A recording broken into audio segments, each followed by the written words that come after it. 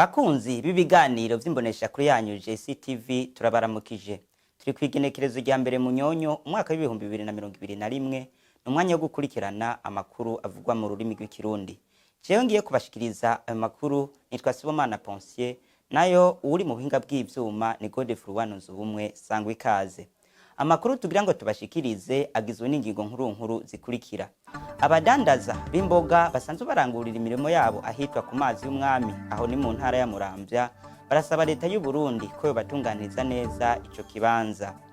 Kuri uyu wa 31 Gitugutu uyu mwaka mukuru w'inama nshingamateka Shiraze Ndabirabe yarifatanije n'abakristo b'ishengero ry'Urutare mu ntumbero yo gusangira nabo igisabisho.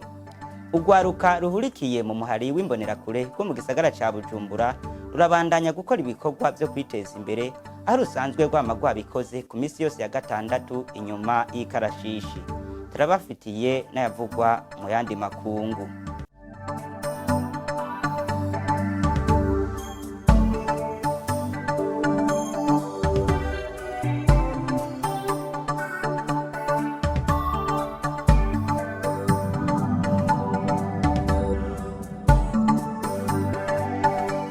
Inkuru imwe ukwayo.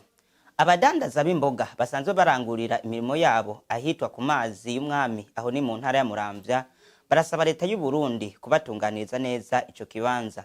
Ni mu gihe ico kibanza nyene gisanzwe gihurumbirwa n'abantu benshi kandi kikaba kinatunze imiryango myinshi. Kurikirana Nowe Irankunda yari yahishikiye. Abadandaza imboga mu ntara ya Muramvya aho bita ku mazi y'umwami basaba abarongoye intara nabo bishobora kubatunganiriza neza ico kibanza kuko gihurumbirwa n'ingenzi nyinshi bagenderwa n'abantu benshi batandukanye nkuko twabibwiwe n'umwe mu badandaza imboga twasanze aho ngo umwuga bakora urababeshejeho arico gituma dusaba abategetsi bacu kudutunganiriza neza iki kibanza. Yego umutama tubasanze ngaha mbe ngaha na bahita gute mazi y'umwami mbe kumengo muhakorera urudandazwa rutandukanye mbega ibi mukora birababesha tubesha rwose. Yego ibi mudandaza mu mwabikuye mu mirima hari abanyamutura birimo birafitiye akamaro imiryango yanyu. Dufitiye akamaro turigisha abana barafungura neza bifise akamaro kenshi kandi n'ababijya bagira ubuzima bwiza abana bajya mwene ibi mubona ngaha nta nakwashi bigira bagwana. Birafise akamaro kanini birafitiye akamaro n'ingenzi zihita ngaha. Ingenzi ziraryoherwa cyane iyo ziciye ngaha kuko baca baronka aho basumira ibintu bizindutse. Aha hantu mengo hateguwe neza mbe nta kamo mwotera nka leta kugira ishobore kubategurira neza canke abarongoye no ntara ya Muramvya. Ibintu dusaba bakunda kuba twiyumvira tuti yaba ntuze abajejwe intwaro bodufasha neza twamenaje neza aha hantu bakatwubakira neza n'inzu nziza ngaha anyingeze zishikiramwe kumbure ari cyo bafata tukagishirayo bakaharukira bakagifatira. Yego turose badufasha gutyo byo himbara cyane. Kuri uyu wa 31 Gitugutu uyu mwaka Emmanuel Geraze Ndabirabe umukuru w'inama nshingamateka y'u Burundi yarifadikanije n'abakristo b'ishengero ry'Urutare mu ntumbero gusabikanya nabo igisabisho. Godefroid Nzubumwe araduha idonido kuri iyo nkuru. Umukuru w'inama nshingamateka Emmanuel Geraze Ndabirabe uyu munsi yakoraniye ku ishengero ry'Urutare ahari icicaro aha i Bujumbura. Inyuma yo guhimbaza Reverande Denise Nkurunziza yasiguye atumirira abari ngaho gusengera indoto zabo narirya usamaye indoto bashobora kuziba. Ubere maso indoto zawe. Indoto ni iki? Ni ishurirwa umuntu agira. Umuntu birashobora guca mu ndoto urashobora kugira ishurirwa y'Imana ikugombako y'Imana izogukorera y'Imana igomba kukujana y'Imana igomba kugukoresha. Birashobora guca mu ndoto nyene umuntu akarota. Hariho n'ikindi gihe umuntu bimuza muko nyene wenyene agasanga agenda vyatura ibyo yimirije kujamo ibyo yimirije kubamo. Sinzi ko muravyumva abana bariko baravuga ngo jewe ngo ntegerezwa gushika ngaha ngo ntegerezwa kuba umuganga, ntegerezwa kuba umupilote, ntegerezwa aba ari byo yiyumvamo. Na cyane cyane umwana w'imyaka 17 aba ari umwana azi ubwenge, atanguye kubona iyo ari karaja. Ndagomba kukubwira ngo ubere maso indoto zawe, sinzi kuzifise, sinzi ko wigeze kuzigira. Bavyeyi, tuze turumviriza indoto z'abana, tuze turumviriza neza indoto z'abana, kandi turondere kuzitahura ntitubazivye bataravuga. Hari naho zijya ndoto ari ishuri Imana izanye zica umwana azoba. Niwavyumva uri umuvyeyi uzorushiriza kumushigikira muri iryo yerekwa ryiwe, uzorushiriza kumushigikira muri izo ndoto kugira ngo agende azozishikeko. Haleluya. Burya inyuma y'indoto no kuzishika ko hari urugendo rurerure, hari urugendo runini, kandi ibikoreka hagati y'indoto no gushika kw'indoto ni byinshi. Nicyo gituma udakwiye kubwira indoto zawe uwo ari we wese. Mwari muzi ko hari abantu biba indoto, hari abantu biba indoto. Urashobora kurota indoto z'ikintu Imana ikubwiye gukora, wakirotorera umuntu, ukavuga rimwe akumva kabiri, reka ndumvise uko vyogenda, akabaragicakiye akabaragiye. Hariho n'uwundi abona ati sinona bishobora, mugabo kumbure agaca atangura kumva uyu muntu burya azohava ashika kure kubera wewe yabitahuye. Ntuzove kurotorera indoto zawe uwo ari we wese. Nyeniteka umukuru w'inama nshingamateka mu ijambo ryiwe yamenyesheje ko abantu ataco turi, ko turi nk'ibishusho, ariko ngo ibyo bishusho ugasanga nivyo biriko biricana, maze ngo tugasanga turiko turapfa ivyinda. Iyo bwije ukabona burakeye, muvuga muti dusenga Imana, dushimira Imana. None nawe ubwawe ntuzi ko buca. Ibyo byose byanditswe muri Bibiliya. Nawe ubwawe ntuzi ko buca. Ubonye bukeye a posteriori, ubonye bukeye urashimira Imana. Batubwira ati shimira Imana kuko byari kugenda ukundi, ukinjira mu bwami bw'ifuku. Aha rero ni ikindi kimenyetso kitwereka yuko twebwe nubwo twigira ibihangange ntituri reyeli. Ariko ikintu gitangaje ukabona naho turi reyeli, turi ibintu bimeze nk'ibishusho, twabaye créé à l'image de Dieu, tumeze nk'ibishusho. Ugasanga ibyo bishusho nibyo biriko biragwana, nibyo biriko biricana. None tweho turi iki Imana ishaka nuko tuyigororokera. Aha rero atuko kugororoka nako uca kugenda muri iyo nzira yo kugororoka, tugenda tubona byinshi, kuko Imana yateganije byinshi, yateguye byinshi. Na za ndoto zose batubwiye turazicamwo. Arangiza atumirira abari ngaho gufata ingingo, maze bitume basaba Imana ngo ibereke ici bagombako.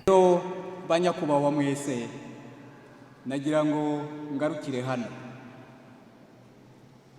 Twitwararike ko Imana ariyo yaturemye mu ishusho yayo, ko ibyo turiko turapfa hano ku isi dupfa ibitari byo, kuko ntituri reyeli. N'ibyo dupfa ce n'est pas reyeli. N'amajambo tuvuga adahagaze ku Mana ce n'est pas reyeli. Ukuri konyene, moi seul je suis la vérité.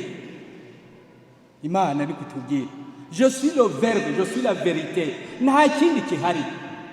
Twebwe rero duhindukirire uno munsi reka dufate engagement ko twavyumvise data amakosa twawe tuyasabira imbabazi ariko dufate engagement yuko natwe tosaba icambere imisi yose ko Imana itugira imigambi idufiseko. Ica kabiri iduhe inkomezi n'inguvu zo kugira ngo iyo migambi idufiseko dushobore kugira inguvu zo kuyishira mu ngiro no gushira kuri objectif. Ica gatatu tuyisabe ryayerekwa. Imana rero ibandanye dufasha, Imana ibahezagire, murakoze cyane. Urwaruka ruhurikiye mu muhari w'imbonerakure rwo mu gisagara ca Bujumbura rurabandanya gukora ibikorwa vy'iterambere, maze ivyo bakabikora ku buri wa gatandatu inyuma y'ibikorwa vy'ikarashishi. N'ubu nyene subira mukurikirane Nowe Irankunda araduha idonido kuri iyo nkuru. Ibikorwa vy'umuhari w'imbonerakure muri meri ya Bujumbura vya buri munsi wa gatandatu vyabandanije, bikaba vyatangujwe nk'uko vyama n'urugendo rwo kwinonora imitsi rwabakuye ku kibanza citiriwe ukwikukira kiri mu gisagara hagati ca Bujumbura. Ibikorwa vy'uno munsi vyari vyatewe iteka n'umuhungu w'umukuru w'igihugu cacu General Major Evariste Ndayishimiye, vyaranzwe no kwinonora imitsi mbere no gusibura amabarabara ari muri Kizingwe Bihara aho koperative Vaso Meri yateye ibigori. Urongoye imbonerakure mu gisagara ca Bujumbura Ngaye Mpore Elize mwijambo ryiwe ahamagarira ugwaruka kwitabira ibikorwa vy'iterambere, agahamagarira n'urundi gwaruka rw'iyindi migambwe kwifatanya n'ugwaruka rw'imbonerakure mu bikorwa vy'iterambere. Iterambere ntiriraba umugambwe, riraba umurundi wese, na cane cane ugwaruka. Hanyuma uno munsi nurukurikirane n'ivyo tumazemo iminsi muri programme dufise mu muhari w'imbonerakure mu gisagara ndetse no mu komine agize igisagara ca Bujumbura, aho umuhari w'imbonerakure wafashe ko kira ku minsi wa gatandatu ko tuzokwama twinonora imitsi. Hanyuma duhejeje kwinonora imitsi tugaca tuza twerekeza aho dukorera ibikorwa rusangi. Rero ubu kubera turi mitera twavuze yuko tutegezwa gukora kugeza mu murima wa Vaso Meri duteye twongera kabagara. Uno munsi rero murazi ko ahaheruka twari twateragiye ibigori kandi mukaba mubona ibigori byatanguye kumera. Uno munsi rero twariko turabagara. Ubu rero ikigo cyatuzindikanye uyu munsi twari kubagara aho twateye ibigori twongera tubagarira aho tuzohora duca tuje kuraba ibigori byacu bimeze nk'amabarabara. Murabona ko yari yarasivye, ari nayo mpamvu twafashe ico gikorwa mu ntoki n'umuhari w'ugwaruka mu gisagara ca Bujumbura w'imbonerakure, tugahurira hamwe tugakora. Hanyuma murambagije ati no munsi murafise abashitsi batandukanye. Ego murabona ko turi kumwe n'abachef de zone batandukanye, chef de zone wa zone Kanyosha n'uwa Kinindo turi kumwe. Tukaba twatewe ntena n'iteka, tukaba twatewe iteka n'umwana w'umunyakubahwa umukuru w'igihugu, tukaba turi kumwe nawe hano akaba yaduteye iryo teka. Tukaba tumusaba ko n'ikindi gihe yo kwamaza kudutera iryo teka yaduteye uyu munsi. Tukaba tumushimiye cyane tumubwira ati ni ikaze mu muhari w'imbonerakure mu gisagara ca Bujumbura. Mu bisanzwe ugwaruka ruhurukiye mu mugambwe CNDD-FDD sigo gonyene wo kwama ruri mu bikorwa by'iterambere nk'ibi, ariko turatumirira ko iyindi migambwe kuko nayo irafise ugwaruka ko boza nabo baritunganiriza ibikorwa, wanashaka bakaza tugakorera hamwe, kuko ugwaruka ni twebwe maraso y'igihugu, ni twebwe dukomeye dushobora gukorera igihugu. Twebwe rero twokwiregagiza ibyo byose bidutandukanya, tugahurira hamwe tugakora ibikorwa byo kwiteza imbere. Muyavugwa mu bindi bihugu, mu gihugu ca Yemen abaroberi bashika ku 218 nibo bamaze kugwa mu migwano ibahuza hagati yabo na leta y'ico gihugu. Sofoni hicu Burundi araduha idonido kuri iyo nkuru.